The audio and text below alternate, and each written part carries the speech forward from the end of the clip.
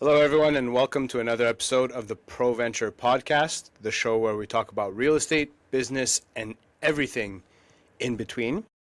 And today, sitting down with me, I have DePaoli, who is a serial entrepreneur in the real estate and fitness space. He's also a podcast host himself. So he's agreed to come on the show, sit down, talk a little bit about who he is and his business and expertise. So, Bo, thanks again for accepting the invitation. Thanks for having me, man. Looking forward to this. Yeah, man. Me too. I mean, I wanna jump into it. You know, you're a serial entrepreneur, real estate, fitness. You know, I've been following you for a while. So give us a little example of like who you are, where you came from. Yeah, so I live right outside of Chicago. I'm actually from Indiana, so all the Chicago people are going to hate that I say I'm from Chicago, but we're so close. I'm literally 30 minutes from the city, so we're way up in the corner of Indiana. We're considered the quote-unquote Chicagoland area. We may even get the Bears. That's the rumor. But yeah, so Chicago area, born and raised. Kind of always just been trying to start businesses since I was a kid. You know, I used to have a lawn mowing business, all that stuff. You know, went to college, did not want to go to college. Parents forced me to go to college because that was the days where everyone thought you needed to have the pigskin, right? And I wanted to just go make money and start buying real estate. So in my mid to late 20s, started flipping homes. I did that for a while. Then I worked for the family business we were an industrial construction company, so we did everything from working in power plants, steel mills, refineries, all that stuff. I did that for 10 years, grew that business. Left that business, bought a couple of gyms, rebranded the gyms twice because originally I bought into the World Gym franchise, debranded for them, started my own fitness brand, and been doing that. And then during the middle of COVID, kind of started a real estate company where we do syndications, buying multifamily properties.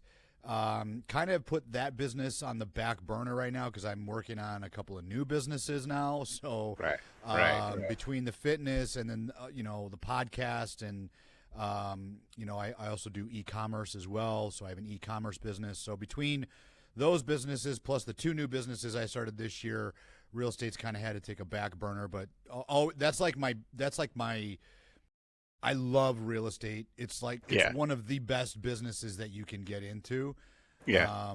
So it's still on the board, but just kind of sidelined right now. Yeah. I mean, you know what's interesting is first of all, you got a lot going on. You know, and I thought I had a lot of projects and stuff. You definitely got a lot going on. But what's interesting about real estate, it's one of those things that's always going to be there. Right? So whether you step away, when you step right back, you're going to be right where you left off, right? Pick up right where you left off. It'll always be there. It ain't going anywhere. They call it immovable for a reason, right? Yep. So, I mean, but I know that, you know, you're heavy into fitness, and you had mentioned, I didn't actually know that you bought into the World Gym franchise and defranchise. So now you're Grit Fitness, correct? Correct. Yep. Okay, and so like, how's that process been going? Like, what was it like compared to buying into a franchise versus having your own brand when it comes to gyms? You know, I will say I'm glad I went. Initially, I was glad that I went into the World Gym franchise because, you know, you step from one. Even though most businesses are all the same, right? It's leads, convert leads, sales, and then ops is all pretty much the same. However, every business has their nuances, right? Yeah. And so the franchise model does help you figure out those nuances when you're new to that type of industry, right? Okay. And so, you know, being a part of the franchise network, it did help me work around things that I did not know.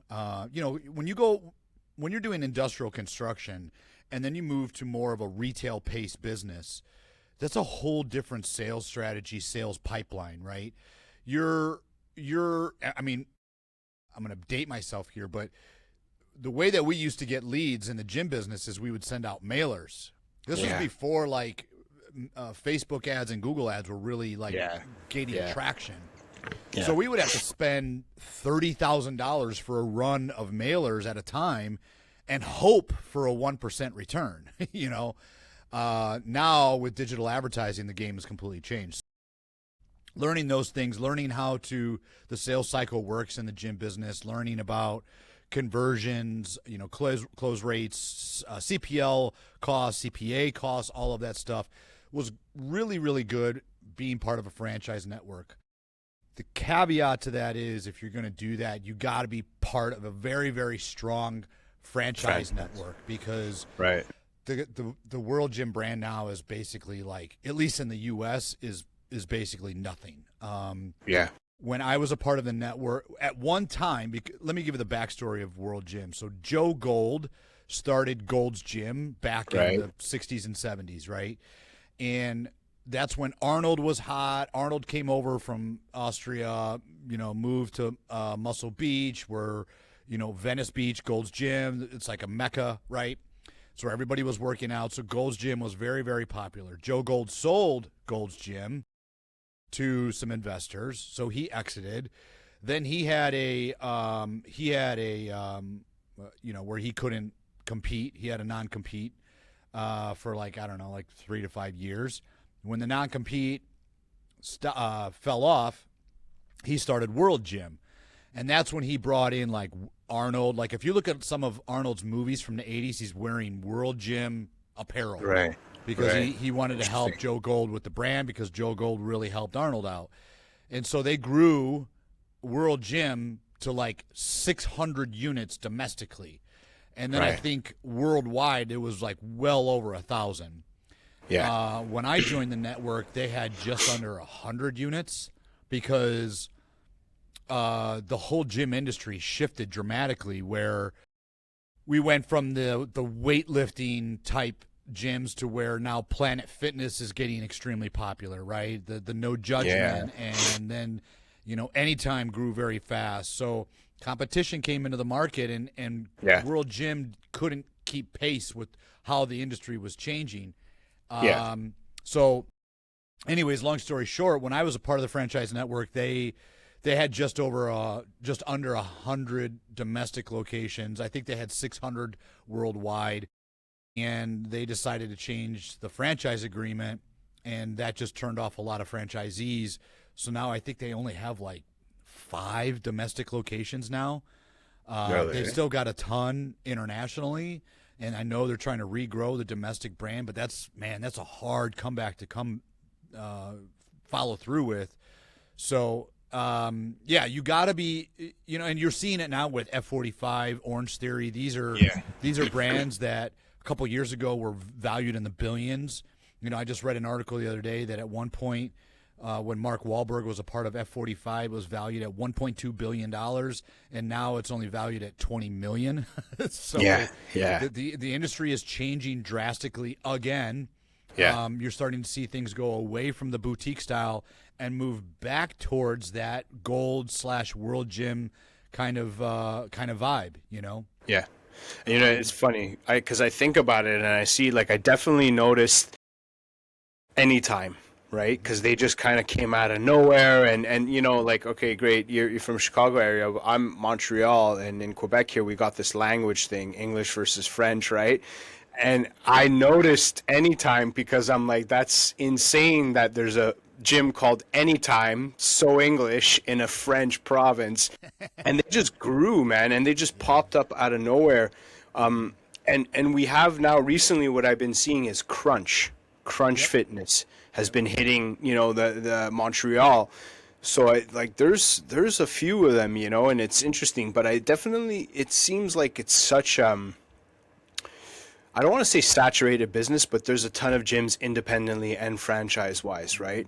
Yep. And a lot of the independent ones here, at least, like you have to have a solid clientele base to stay alive and longevity, right? Versus like having a franchise backing, the name is the name. You know what I mean? So, and I didn't even know that Gold and World's backstory. So thank you for that tidbit of education there. I didn't know that Joe Gold owned Worlds. I thought it was just completely separate, No. In fact, this is a cool story too, is with the World Gym. When Joe Gold when Joe Gold started to get sick and he was thinking of selling the World Gym franchise, originally he wanted to sell it to Arnold, and Arnold was kind of him-hawing around about it because, you know, he had so much going on between Hollywood and all of his other ventures. But he had actually worked up a deal with Warner Brothers where Warner Brothers was going to come in and help rebrand World Gym and make it this iconic brand. And they were like really close to executing the deal. And I can't remember what happened, but the deal fell apart. But it's very interesting, like you're saying, the whole industry.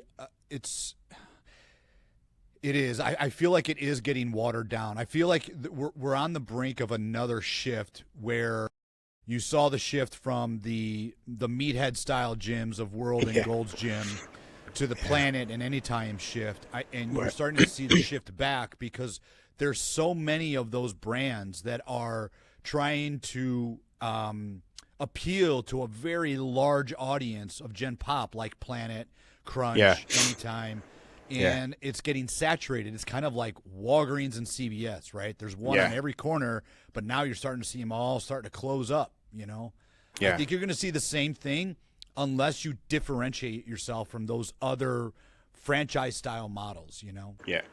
And, you know, it's interesting because, like, you know, like you mentioned the term meathead, which is a huge term in the fitness world, you know, and, you know, I'm obviously not a fitness enthusiast like you, but I've definitely been in and out of gyms. And one thing in those mainstream gyms, I call them mainstream gyms, but in the franchise world, you know, I definitely felt that meathead vibe, whereas, like, here, for example, our Planet Fitness equivalent in Quebec is BuzzFit. Where it was kind of like a everyone is welcome type thing, right? You don't need to be a meathead to train here. Like, although I, you know, maybe I'm biased, but I don't think you should ever, you know, judge anyone in the gym how they look, right? They're there and that's what counts for sure. But, you know, there's definitely, each gym, like now the gym that I'm part of is the one that I've stuck with the longest because there's such a sense of community.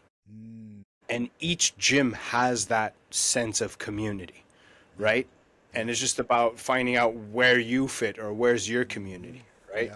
Yeah. So, which gym are you part of now? So it's an independent gym. It's called Body Fit in the East End of Montreal, and they got two sides to the gym, right? That they operate mixed martial arts side, which I recently fell in love with. I found out actually after I was on your show, you're a jiu-jitsu enthusiast. Yeah. I saw you get your purple belt. That's awesome. Yeah. I just got my blue a couple months ago. Thanks, man. Thanks. I've been working at that 2 years. 2 years, you know, but it felt good, you know, and so I mean, like, so now it's like there's a huge sense of community. It's very private, you know, very like we're a family, almost like we're friends, you know, so. And so, I mean, now, I guess, you know, you've been into fitness all your life. I imagine real estate's been similar, right? You started real estate some time ago, you mentioned? Yeah, I started flipping homes in my 20s, and I was doing that for a while. You know, and, you know, I've even talked about this on my podcast, is like, my problem is I've got opportunity ADD. There's so many things I want to do.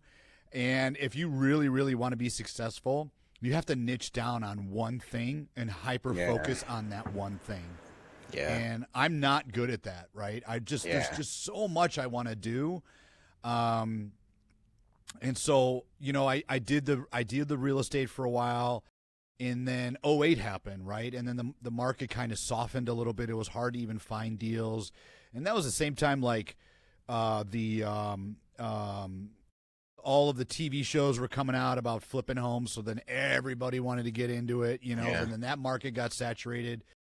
So, but, you know, at the same time, like, there's actually a guy locally here that stuck with it, and he was doing it roughly the same time as me, but he stuck with it, and he does like 300 flips a year or something crazy flips. And then all of that cash that he's been accumulating from the flips, he's been buying up multifamily real estate, and now he's got like 3,000 units. I mean, he's just crushing it. Right. But he only got that way because he stayed vigilant and hyper focused on that one thing, you know? Yeah. Yeah, and I like that you mentioned that because one of my mentors here in Canada, he has a saying, focus, Yeah. right? And it's follow one course until successful. Yep. And I got a bit of your problem too, you know, like have so many ideas and so much like for you know, drive, right? And so much like need, and I want to just do so many things. And I started my career as a real estate agent before doing property management, where I saw a need to, you know, provide property management service to my clients. And then I started doing investing myself, and then consulting. And then, you know, at one point I wanted to, during COVID, it's funny enough, I wanted to buy into a grocery store franchise because I saw how expensive the groceries got. And I said, this is such an awesome business model. Everybody needs groceries, right? Like, this is crazy, because I kept going to the store every month during that period, spending the same budget, but getting less and less in my bags, you know? So I got that problem too. But one of my mentors, you know, follow one course until successful. And I think that's exactly the gentleman that you were just talking about, right? That was exactly his model. And that's why he's so good, right? He followed that course of real estate and stayed within the realm, you know. And when it comes to like investing, fixing and flipping, high risk, high reward, I would imagine. Whereas like I'm more of a conservative person, so buy and hold is definitely my, you know, the projections and everything are a little bit more certain and everything. Yep. But I mean, when you know, what were some advice that you would give a flipper just starting off in their field? Man, it's literally the old adages in real estate. The top two: location, location, location, and you got to buy right. Because if you don't buy right, the deals will get away from you very, very quickly. If you buy the property too expensive, or if the purchase price is too costly, by the time you get into the rehab, then the rehab is going to get away from you. It never goes to budget. It never does, right? Yeah. So then, you know, there's a lot of variables with flipping. There's the purchase. When you get the purchase, is keeping your acquisition costs down, then keeping your rehab costs down, because now you're dealing with multiple contractors. So you're trying to keep contractors on schedule, contractors on budget, all of that stuff. And then you got, when you get it all done and you list it, right, you're paying the listing, the broker fee for listing it and selling it. You know, there's all of these costs that you've got to take into account when you're flipping homes. So you got to buy right. Otherwise, like there was deals that I just barely broke even or lost money. I mean, there was one deal that literally comes to mind where we bought it right, but it had an in-ground pool in the back, and the pool was in such bad shape that I spent so much money trying to get the pool working that I think I barely broke even on the deal just from the pool alone. You know? Yeah. Which is crazy to think about it, right? Like the last thing you would think about eating up your profits is an in-ground pool, and there you are, right? Everything else looks good, and then, you know, there you are, right? I mean, definitely, you know, there's a saying, right? You make money on the buy, never on the sale. Yeah, totally. Right? And there's tons of investors that's what it is, you know, learning to buy right. Yeah. That's literally business 101. It's not even real estate. It's even like buying a business. You got to buy the business right too, you know? Yeah. Especially if you're buying a business, because I know like the big trendy thing right now is, you know, there's all the boomers that don't have an exit strategy. So there's a lot of opportunity to buy small businesses that don't have, an exit plan or a lineage plan. So you could buy these at the right dollar, which is true. But if you're trying to buy a business that you have no idea how to run, I mean, you got to buy it right. Otherwise, you will be upside down very quickly. Yeah. And I've seen people buy businesses where they think it's going to be like, there's just one gentleman in particular that I remember from 15 years ago. He bought a restaurant thinking it was going to be his retirement nest egg. Jeez, and he was from a corporate background. Yeah. He was from like a corporate office, 9 to 5, suit and tie background. In his late 50s, buying a restaurant for him and his wife to kind of like retire with a nest egg.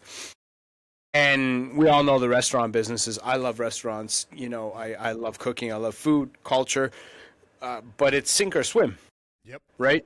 Yep. And he bought it thinking, you know, oh, we were going to do well. And unfortunately, learned very, very quickly, Yeah. you know, that it wasn't for him. And another person that I think of too, who was a businesswoman by nature, worked in a steakhouse and then decided to buy a restaurant too, thinking, oh, because I could work in a steakhouse, I could run a restaurant, and you know, in a quick, because that's one of the most riskiest businesses, right? Totally. And It's I think, so labor dependent. I mean, you've got to, oh yeah, like most businesses, but the people are everything. If you don't hire right, man, your people will sink you quicker than you could even bat an eye. yeah. Well, that's why they say hire slow, fire fast, right? And you know, in the restaurant industry, it's definitely like everyone that I've seen own a restaurant were there until 9, 10 o'clock at night. Saturdays, Sundays, Mother's Day, Valentine's Day, Christmas sometimes, right? So it's definitely not one of those businesses where you could buy and run itself, right? Essentially, when you buy into a restaurant, you're buying yourself a high-performing job, Sure. you know? Absolutely. You know? But so like, and now you mentioned a little bit about syndications. So, capital raising, definitely. Where did that come in to your business? Like, was that a learning curve? Because that's quite different from fixing and flipping, right? So actually, it goes way, way back. It goes back to when I was a teenager because my uncle used to own apartment buildings, and you know, one day my dad, when I was like, I even talked about this, like, I think on my first podcast that I ever did, is he, you know, I was asking, like, you know, how does my uncle make money? And he was telling me, you know, and he's like, man, this is the most wealthiest people in the world are people that do real estate.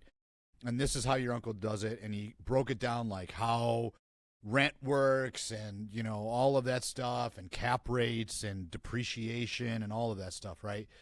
And so I'm like, man, that's amazing, because, you know, my uncle lived a great life, and, you know, and it was all because of real estate.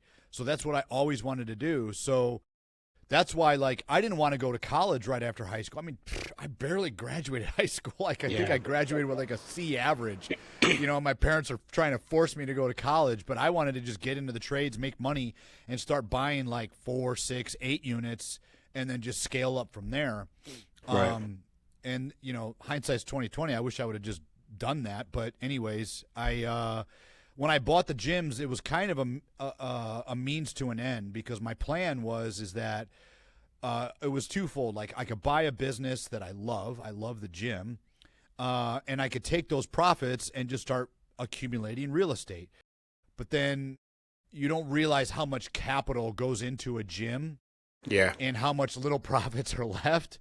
So when COVID hit and we got shut down, I was like, I need to pivot now. Like, if I'm going to do it, I can't try and do it on my own, because that's what I wanted to do. I wanted to just do it on my own. I didn't want to try and raise money and answer to people, because, you know, I'm a solopreneur, so I'm selfish. Yeah. So Yeah. I decided, you know what? I'll just bite my tongue, and I'll just start syndicating so I could buy real estate. And so I started D3 Capital, and that's kind of what we did. But that was the time when COVID hit and real estate prices just started skyrocketing, you know, because rates were so low and there's a housing shortage. So it was hard to even find a good deal. And now, thank God that some of the deals that I did put LOIs out on, that we kind of had preliminary accepted LOI terms, thank God I didn't get those deals, because two things: the people that did end up buying them bought them on a bridge loan, and so when the rates changed and they went from a 3% to a 9% bridge loan, and now they're underwater, and then on top of that, rent started falling, so it was a double whammy. So now all of these people's loans are being serviced because they can't keep up. So I think God was watching out for me at the time to not buy deals. I think right now is kind of where you're starting to see things shift a little bit, you know? Yeah. And here we are 6 years later, you know? Yeah, and it's crazy is that it's already 6 years, man. I know. Like that was, like I Canada still had it can't believe terrible we lived too. through that. Yeah, it was terrible. I still can't believe we lived through that. Yeah. It was like, look, in my real estate sales career, it was 2020 and 2021 were the best years for sales. Like Sure. we Sure. we had record high numbers, right?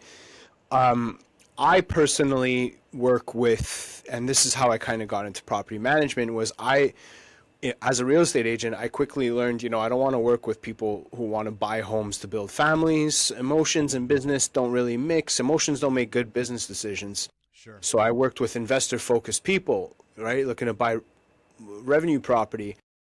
But there was like some sales in the market going on that I'm like, I can't believe people are doing this.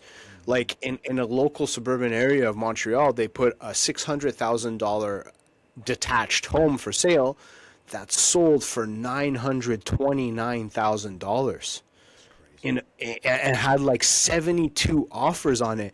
And I'm thinking, and the real estate agent selling it's like cashing in, right? But I'm thinking like being that buyer, what in your right mind? No disrespect to the buyer if they're listening right now, but what in the right mind are you thinking when you pay $323,000 over asking? It's a whole other house. It's a whole, like what do and then what happened? Rates went up, Mm-hmm. values, kind of like stabilized a bit. Mm-hmm. So you just paid 320 plus thousand over asking. Good luck trying to recuperate that in the next 5 to 10 years on a house, a single family home, Mm-hmm. not even an, income generating asset. And even in the rental side, because I was in property management, I am in property management. We did maybe like 100 leases each year, 70 to 100 leases of apartments. They were flying off the shelves. Now, apartments in Montreal, like rents are going down, Mm-hmm. right? Vacancies are going up, Mm-hmm. right? So I'm seeing for rent signs for the first time in 5 years. I've never seen that before. Before it was just Crazy. like listed online and it's gone, Yeah. Yeah.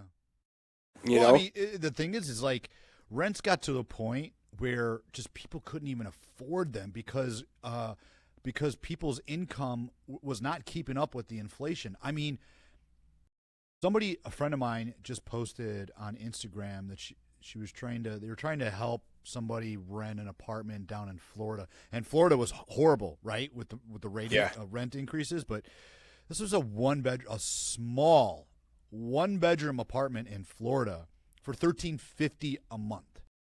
I mean, and that's down. I think at one point I have family that lives down in Florida. I had family that was paying $2,000 a month for a 1 bedroom appointment. Yeah, it's Apartment. crazy. It's Yeah, crazy, it's crazy. right? It's Like crazy. if you're paying $2,000 a month in rent, you need to take home at least $5,000 a month, at least. At least that's bare minimum, in Bare my minimum, opinion. yeah. In my Because opinion. your car, between you do your car, your gas, utilities, all the other shit that goes along with living. Oh Yeah. man, Internet, groceries, right? like, Yeah, and then if you like to go to a restaurant once a week, date night, right. take your girlfriend, your wife, whatever, Yeah. it's insane. Like, I know, and look, I was having this conversation with somebody yesterday, actually. I'm managing a $200 million condo project here in Montreal, 550 units, new development. Uh-huh. And I'm seeing these people. I told them, I said, nobody cooks anymore. Yeah. It's all Uber Eats. And I'm like, but like, here's the thing. You're paying $2,200 a 1 bedroom in this condo. Yeah, sure, you got all your utilities included, heat, hot water, electricity, internet. Yeah. But you're still paying $2,200 a month, and on top of that, you're not even cooking yourself. So you're paying 10, 12% markups on a sandwich or a poke bowl.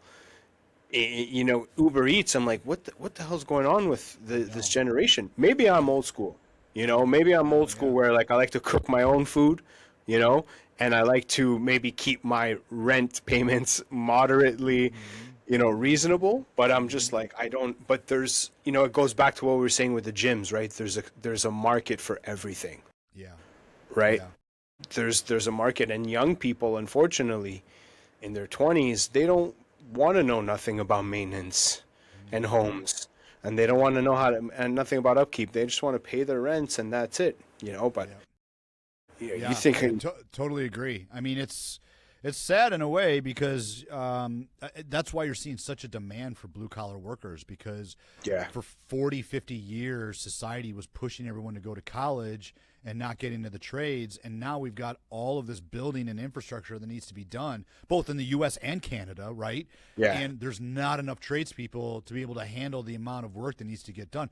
I mean, these data centers alone that they're trying to build, they're trying to build so many data centers, and there's not enough workforce to keep up with the demand. Yeah. And that's just data centers.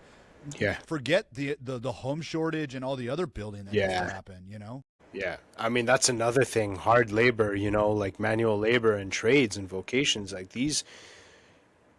I'm seeing it. You know, I'm in my mid-30s, and I'm seeing the people my age or younger.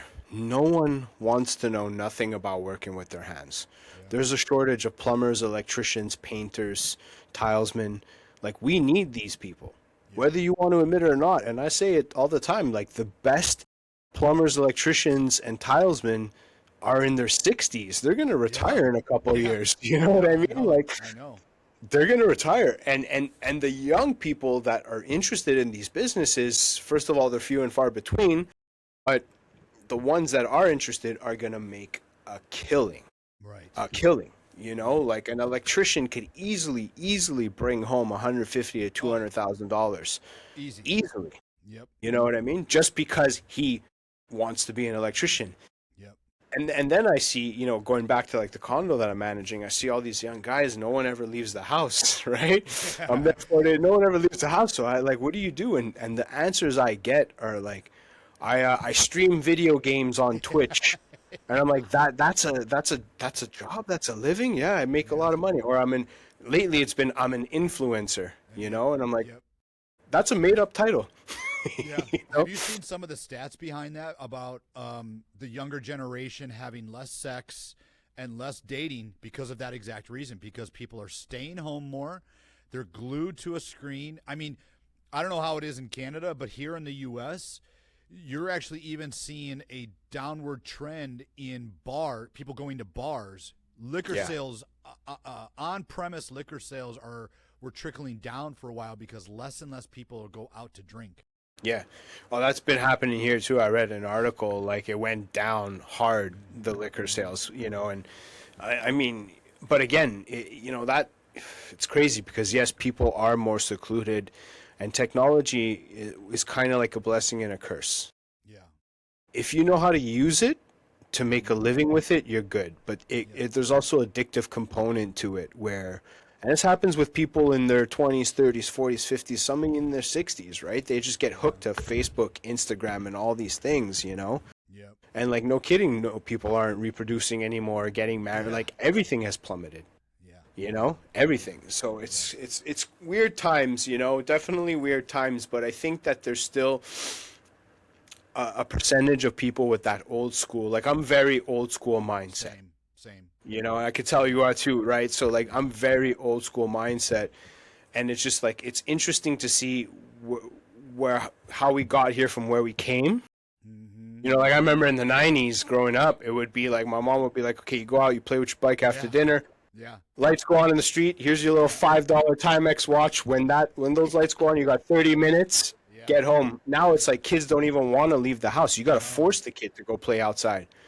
Yeah. You know. And the other thing too behind that, and I've had people on my podcast about this, is that they are these parents are giving their kids cell phones at such a young age that even if they do go outside because the parents want to like know where they're at all the time. It's like helicopter parenting.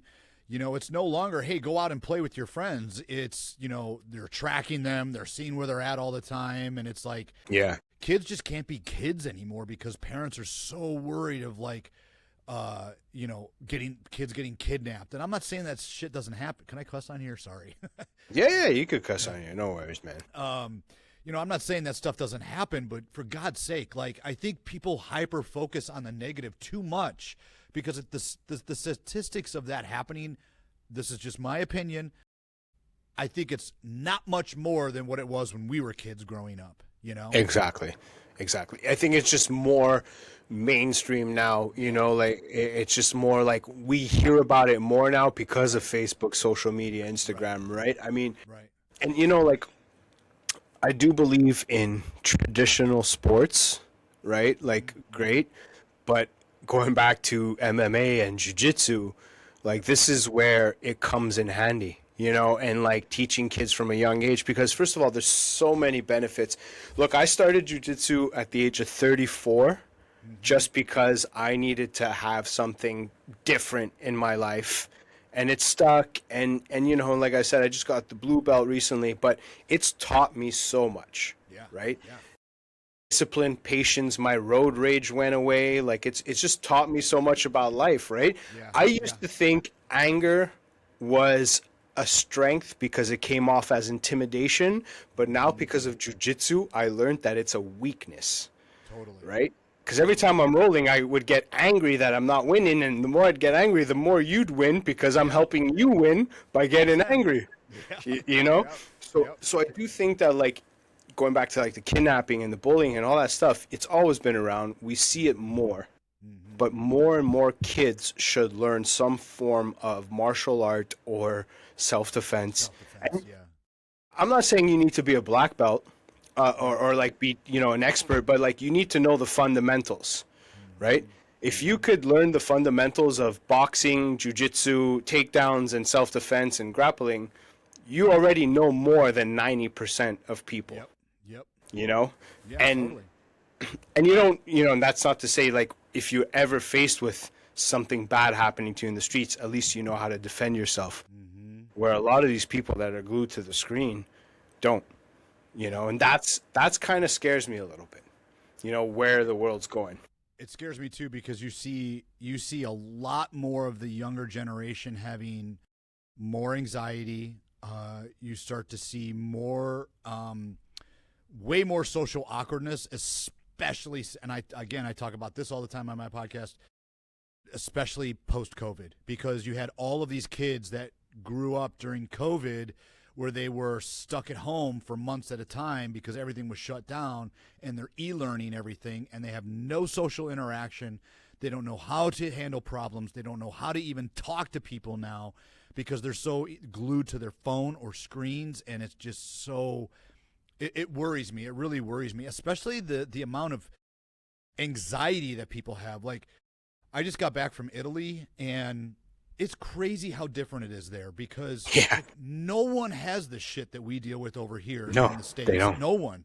Like, even on the medical side, like on the weight problem that the U.S. has, the food problem that the U.S. has, you go there, like there's not a lot of obese people, and it's all pasta there. It's all like carbs. Yeah. There's not a lot of obese people. The culture is so rich, and if you need to go to the doctor because you've got something going on, the doctor tells you go out in the sun. Go out in the sun. I've had several Italian people tell me that. One, I have a friend there. My tutor is from there, and then people I've talked to in Italy, they all say, "Oh yeah, the doctor will just tell you go to the sun." Go in the sun. Why?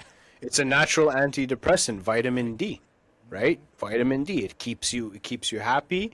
It keeps you sane, right? Like even for example, in prisons or rehab facilities, like inmates will have an hour of sunlight a day.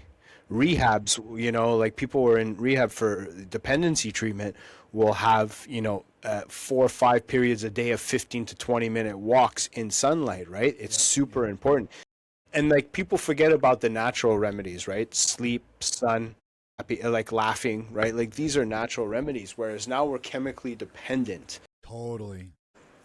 I've been to Italy a couple years ago, and it's such a completely different lifestyle. And I'm wondering, and and I've met, like in my property management business, I've met foreign students coming from like Lebanon and stuff like that, where I remember this one person, this 20-year-old student, it amazed me at how mature this woman was for the age of 20. And she had just landed from Lebanon. And like when I had asked, like, I'm sorry, like I'm like Western world people, guys and girls are not this mature. And she was talking to me a little bit about the education system in Lebanon and what they learned. Things that they would learn in elementary, we don't even teach here in high school. And it was like, it was crazy. Whereas like our society, it's kind of like dumbed down a little bit, Yeah. Yeah. you know, No. and it's scary. It's Yeah. scary, It right? is. Like I it agree. worries me, you know, maybe because I've seen the evolution of like, you know, like there was a time in the 90s where your doorbell would ring at 7:30, 7:45 at night. You'd answer it with no fear.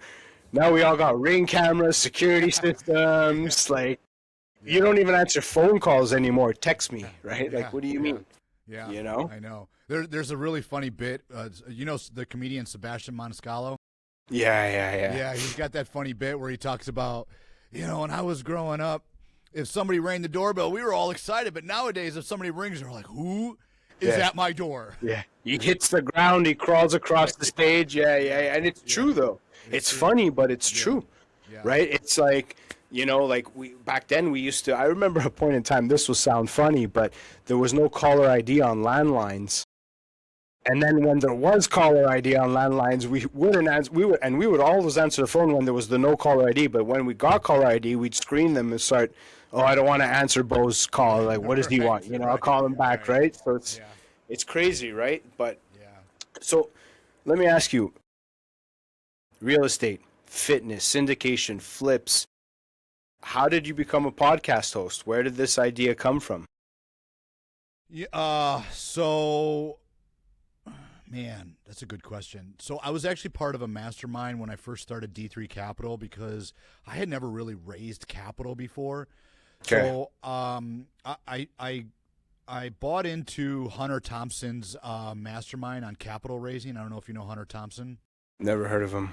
Yeah, he's really good at raising capital, but he had told me, he's like, you need to start a podcast because you get the exposure, you get guests on that you network and all that stuff. And I had, before he had even told me, I'd always thought about starting a podcast because, I'd listen to Rogan and some of these other people, and I'm a very curious person anyway, so I always wanted to chat with various people from various walks of life and just learn about what do they do, why do they do it, all of that stuff. Yeah. So he had told me back then, and then I kind of shoved it off, and then another friend told me, he's like, you need to start a podcast. So I was like, you know what? Screw it. I'll just do it because if anything, it'll just help the brands. But it's been great because I get to meet people like you and all of these great people from various walks of life. And it just opens your eyes to, man, there's more to the world than just what's in your four walls or in your small little community, Yeah. I love that you mentioned that too. And when we started the podcast, we got into like coaching and consulting, right, in the real estate world at one point where we decided, like my partner Anthony and I, we decided like we got all this expertise, but we wanted to eliminate the physical aspect to our jobs, right? Because here's the reality is you could cover a lot more ground if it's a virtual component to it, right? Versus the physical aspect. I could only be in one place at once. Yep. I can't be in Montreal, Chicago, Dominican Republic, and Ohio in the same time, right? Yep. So we had started this podcast physically. And then I had gotten, invited on a couple podcasts, and I was on yours too at one point. And I said, like, the virtual component to it is just, it opens up so much doors. Because the problem that we ran into was, we didn't have any more guests to invite after a certain point in time because we could only invite people from Montreal. Right. I can't speak to you from Chicago, and I can't speak to this person from Texas, right? Yep. So we had switched virtually, and like you said, you got to meet so many great people. Everybody has a story. Mm-hmm. Everybody has a story, different backgrounds, different even inputs. Right, on the same thing. Like you never know who you're gonna meet outside of your city, your state, your province, that could bring something to the table that you might not have thought of before. Yeah. Right. Yeah. I mean, one of the first podcasts that I did in the very beginning, I had met through a social group. There was another mastermind, but he does real estate. But he does real estate in San Diego. I had him on my podcast, and I'm like, oh, we'll just talk about real estate. And then we go into like his background, and the podcast just did a complete like 180. Yeah. Where he grew up in Haiti. I think it was Haiti. And he had to escape Haiti after the earthquake and leave his parents behind and take all of his brothers and move. And he had I think it was like 16 or 17 years old. He had to move with all of his younger brothers to the U.S. and he had to raise his brothers on his own while his parents stayed behind. And man, it was just an amazing story. And the fact that he overcame all that adversity and he's so successful right now, it's a testament to what someone is capable of if they, like we mentioned in the beginning, focus, right? Yeah. Yeah.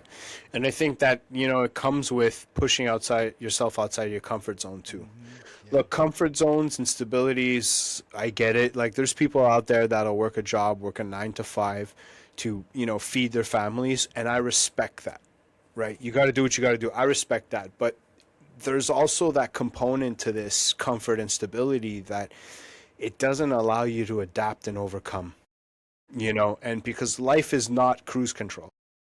Right. It's not cruise control on a smooth, highway.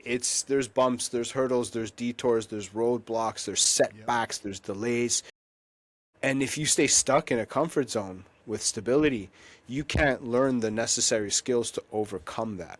Right. Totally. Right. Totally. So I definitely agree with that. And so like adversity, have you dealt with any in your life and how? Have you? Of course. Yeah, man. I think when you own a business, you're 100. You just cannot escape adversity, right? I mean, the first 30 days of me buying the business, I found out that the businesses were not performing what it was supposed to be performing. I had to cash in my IRA and my savings to just even keep the business afloat in the first 30 days of owning it, because I didn't do a good enough due diligence, so that was adversity.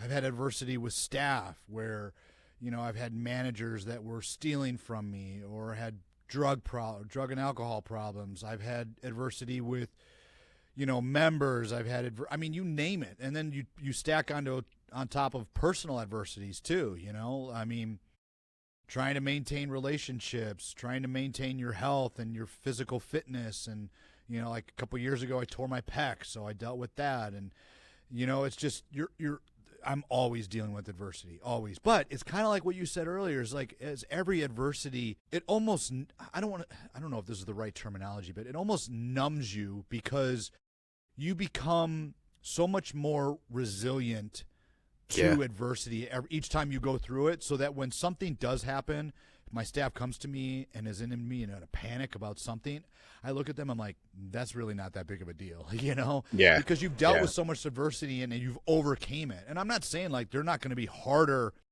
trials in my future. There 100% will be. But every step, every time I've dealt with something hard, it's just made me stronger for the next one that comes in front of me. Yeah. Yeah. And I think that like, I was, before you, I had another guest on the show and we were talking about failures. And, he had mentioned he had failed and failed and failed. And I said, like, here's the thing, is that a lot of people don't have the courage to go after what they want due to the fear of failure. Yeah. Right. And a lot of people like will either A, not go after what they want because they're afraid of failing, B, fail once and then that's it, play the safe card, secure card, and and waste all that potential and that talent. Yep. And other ones kind of get motivated by it because they understand that like failure is not final. Yeah. Right? It's an opportunity for you to pick up with more knowledge. And maybe now, okay, your second go at it, you might not know what to do, but you sure as hell know what not to do, right? Yeah. You've learned. So like if you could take a lesson from it, right? Like I think everybody needs to, and I used to, being in real estate, I used to hate failing. I used to hate cold calling. I used to hate door knocking. I used to hate being rejected. Now it's kind of just like no hair off my head, right? Type thing, right? Yeah. So it's just like, so it's just like, it kind of like fuels me to like, I remember when I got started in the business, everybody that knew me didn't use me, right? And I was kind of took that bad, but now I'm like, you know what? And then one of my mentors told me your greatest fan, your biggest fan will be a stranger, and your greatest hater will be a family member. Yeah, that's true. You know? That's So true. I definitely learned from that. And you need to have tough skin when it comes to Yeah. business or failure. Yeah, for sure. You need to learn skills like persistence, resiliency, and all that Yeah. fun stuff, you know? Yeah. Which Yeah, a lot of absolutely. people don't get to explore their true potential because they're too afraid, you Yeah. know? Yeah, totally. You know, Totally agree. some people are not made with it. And it's like going back to what you had mentioned, anxiety Hmm. and people isolating themselves during COVID. Well, the worst part about that is the longer you isolate, the longer you keep yourself away from it, the worse it gets, The worse it gets. Absolutely. you know? So, I used to, in the beginning, I used to have this mentality of something I really, really had to work on, where when something bad would happen, I'd be like, why is this happening to me? Why is this happening? Why me? Why me? I really had to do a mindset shift and shift my paradigm and reframe that thinking as to, okay, this is happening. What can I learn from it? How can I get better from this adversity or this problem that's now in front of me? It's yeah, happening to me for a reason. It's not happening because, right? yeah, It's happening for a reason to make me better at something else. And I still to this day have to force myself to think that way because it's easy to fall back into your natural habits, but you really, really got to tell yourself it's not about you, it's for you to make you better. exactly. Exactly. And, one thing I always say is, I'll figure it out, Yeah, yeah. I say right? the same I'll thing. figure it Yeah, out. I'll figure it Yeah, out. I say the same thing. I'll figure it out. I don't know how. I don't know what. I don't have the plan now, but I know I'll figure it out. Yep. Right. And so like people, it's a mindset issue, right? If you don't, it's like a muscle, right? Being a fitness influencer, sorry, enthusiast. If you don't work out the muscle, it doesn't get stronger, Totally. you Yeah. know? Totally. So, I mean, look, man, this was a fun chat, but Yeah, man. before we lock this up, I want to play a little bit of a rapid fire game here, Okay. Okay. Not really a game, but I have a few questions, like a this or that, Okay. so the audience get to know you more. Okay. So, fitness wise, this or that, free weights or machines? Free weights. Nice. Hands down? Nice. Yeah. For real. Real estate, fix and flip, buy and hold. Buy and hold. Buy and hold? All right. Build Amazing. that balance sheet. Build that balance sheet. That's what I always say. Amazing. Pizza or pasta? Oh. Bro, why you gotta do me like that? Man, that's a tough one, man. Yeah, man. Two favorite food groups. I'm gonna say, man, that is hard. I'm a reluctant. I don't know. Pasta probably because there's more diversity. But man, I love There pizza. is. Yeah, I love pizza too, but you know what I say all the time is you can make pasta 100 different ways and it's 100 different meals. That's right. Right? And Pizza. I love my mom's lasagna, so I could Yeah. not give that up. Favorite submission in jiu-jitsu? Rear naked choke. Really? Nice. Yeah. Nice. I'm a huge fan of bass rooting. But yeah. I love that submission. I love it. Folding the guy in half there with the pressure on the ribs. Everybody in the dojo hates when I get in that position. They know it's coming. They hate it. So Yeah. good, man. Good. Yeah. So look, like I said, this was really fun chatting with you, man. Thanks, man. This was fun. Yeah. For anyone listening, how could they get in touch with you? I'm on Instagram at DePaoli. That's probably the easiest way to get a hold of me. And you could also check out my website or my podcast, Raw and Relentless, where we have folks like you and a lot of other great individuals just talking about everything business, life, fitness, all that stuff. Amazing. Well, Bo, man, thanks for sitting down. Thanks for having a chat. Yeah, I hope you thank enjoy you. the rest of the day, buddy. You too. Thanks, man. Good seeing you again. Thank you. Yeah, you too. And for anyone watching or listening, wherever you're watching, be sure to like, follow, comment, or subscribe, whether it's YouTube, Instagram, Facebook, Apple Podcast, or Spotify. Until next time, guys, take care. And that's a wrap.